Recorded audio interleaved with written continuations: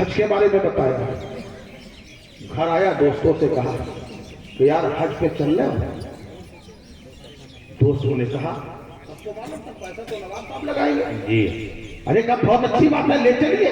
پورا ایک گروپ بنا، ایک قافلہ تیار ہو گیا۔ اب نواب رامپور کہنے لگے یہ بتاؤ 40 دن وہاں رہنا پڑے گا کم سے کم؟ کہا کہ 40 دن میں اگر بوریت ہوئی، بوریت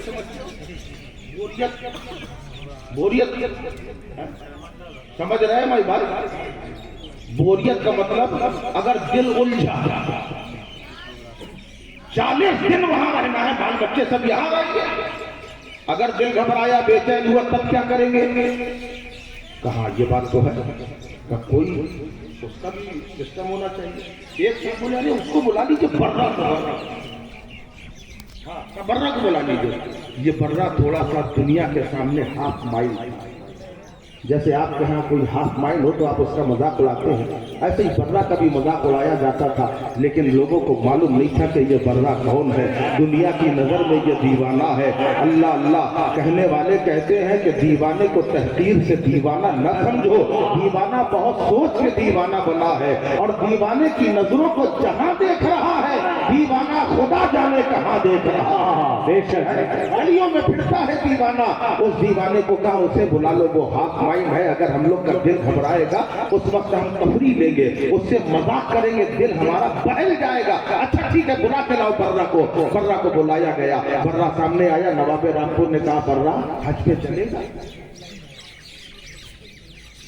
غریب کا برہ حج پہ چلے گا؟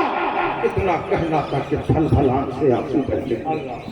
راتوں کی تنہائی میں مکی نے گنبد خضرا کو یاد کر کے کہتا تھا کہ یا رسول اللہ اسباب تو نہیں ہے، آقا حالات تو نہیں ہے، اگر آپ بلا لے تو بڑی بات نہیں ہے، سرکار کرم ہو جائے، پیسہ پاس میں نہیں، خالی دعاؤں کے تیر ہیں، انہیں بھیج رہا ہے۔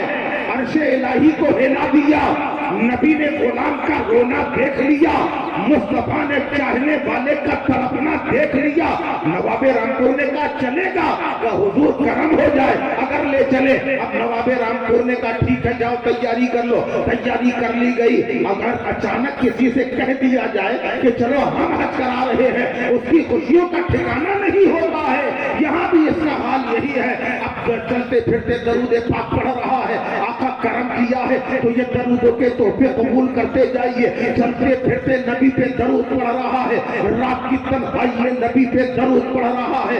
صبح کا وقت ہوتا ہے، تیاری مکمل ہو گئی، پورا قافلہ حج میں جاتا ہے۔ پہلے مکہ پہنچتا ہے، طواف خانہ کعبہ ہو گیا، اور حتیم پہ نماز بھی ادا ہو گئی، اور رکن یمانی میں بھی پہنچ گیا، اور مزدلفہ چلا گیا، میدان عرفات بھی چلا گیا۔ ابھی یہی وہ میدان عرفات ہے، علماء موجود ہے، حجاج کرام موجود ہے۔ آپ یقین کرو کہ یہ علماء کا متفقہ فیصلہ ہے کہ میدان عرفات میں دعائیں قبول ہوتی ہیں، میدان عرفات میں دعائیں قبول ہوتی ہیں۔ کہا جاتا ہے کہ عرفات کے میدان میں جو مانگ لوگے خدا عطا کرے گا۔ اللہ اکبر۔ آخر میدان عرفات میں ایسا کیا ہے کہ جو دعا قبول ہوتی ہے؟ تو آؤ میں تمہیں بتاؤں، جب حضرت آدم اور حضرت حوا بچھڑ گئے ہیں اور ملاقات ہوئی ہے تو میدان عرفات میں ملاقات ہوئی ہے۔ حضرت آدم نبی ہے، حضرت حوا ولی ہے، اور جب ایک نبی اور ایک ولی کی ملاقات جس جگہ پہ ہوتی ہے وہ جگہ دعا مانگنے میں دعا کی قبولیت کی جگہ بن جاتی ہے۔ جیسے میدان عرفات ہے ویسے ولیوں کا آستانہ ہے۔ جب یہ قبر میں ولی پہنچا تو نبی سے ملاقات ہوئی۔ ایک نبی اور ایک ولی کی ملاقات اگر جہاں ہو رہی ہے تو یہ مزار کی جگہ پہ آپ دعا مانگو گے تو قبولیت کی جگہ۔ سبحان اللہ سبحان اللہ سبحان